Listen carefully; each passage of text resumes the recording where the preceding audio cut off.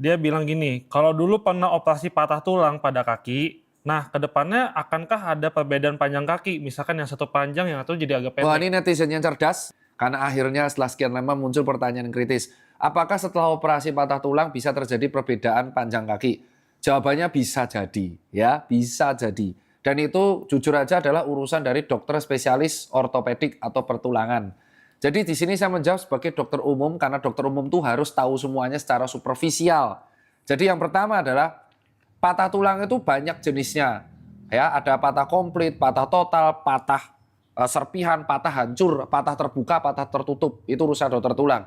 Nah, kalau patah tulang tersebut secara komplit, maka bisa dibenarkan dengan suatu hal yang dinamakan operasi. Dan operasi tersebut selalu ada resikonya. Ya, kalau ternyata patahnya sangat luar biasa, jadi misalkan patah serpihan atau serbuk, bisa jadi akan terjadi perbedaan panjang tulang. Nah, tahu nggak yang biasa menyebabkan perbedaan panjang tulang itu patahnya kalau di mana?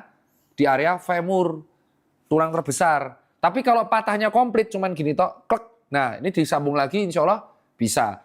Nah, akan tetapi resiko perbedaan tinggi tulang ini terjadi kalau penanganannya nggak benar. Contoh, Anda patah tulang komplit, harusnya operasi. Tapi ternyata malah dipijat secara jelek. Jadi akhirnya malah terjadi perbedaan panjang tulang.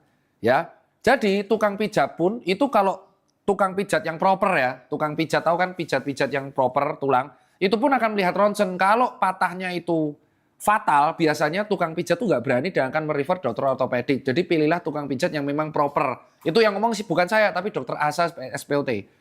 Nah, jadi teman-teman kalau misalnya sudah ada patah tulang, selalu apa yang dilakukan?